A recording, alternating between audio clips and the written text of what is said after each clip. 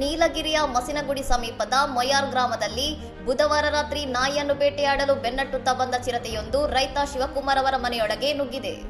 ರಾತ್ರಿ 9:15ರ ಸುಮಾರಿಗೆ ಚಿರತೆ ನಾಯಿಯನ್ನು ಕಚ್ಚಿ ಹಿಡಿದಿರುವುದನ್ನು ಕಂಡ ಮಾಲೀಕ ಶಿವಕುಮಾರ್ ತಕ್ಷಣವೇ ಚಾಣಾಕ್ಷತನದಿಂದ ಮನೆಯ ಮತ್ತೊಂದು ಬಾಗಿಲಿನಿಂದ ಹೊರಬಂದು ಚಿರತೆ ಇದ್ದ ಕೊಠಡಿಯ ಮುಖ್ಯ ಬಾಗಿಲನ್ನು ಹೊರಗಿನಿಂದ ಲಾಕ್ ಮಾಡಿದ್ದಾರೆ.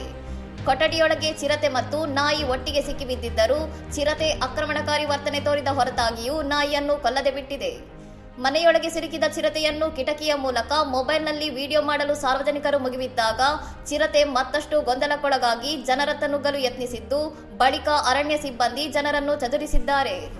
ಮುದುಮಲೈ ಹುಲಿ ಸಂರಕ್ಷಿತ ಪ್ರದೇಶದ ಅಧಿಕಾರಿಗಳು ಮನೆಯ ಮುಖ್ಯದ್ವಾರಕ್ಕೆ ಸ್ವಯಂಚಾಲಿತ ಬೋನನ್ನು ಅಳವಡಿಸಿದ್ದು, ಬಾಗಿಲು ತೆರೆಯುತ್ತಿದ್ದಂತೆಯೇ ಚಿರತೆ ನೇರವಾಗಿ ಬೋನಿನೊಳಗೆ ನುಗ್ಗಿ ಸಿಕ್ಕಿಬಿದ್ದಿದೆ.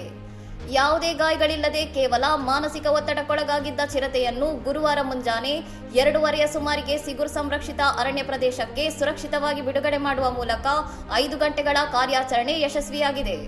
ಇನ್ನಷ್ಟು ಸುದ್ದಿಗಳಿಗಾಗಿ ನೋಡ್ತಾ ಇರಿ ಸೌರಂ ಟಿವಿ.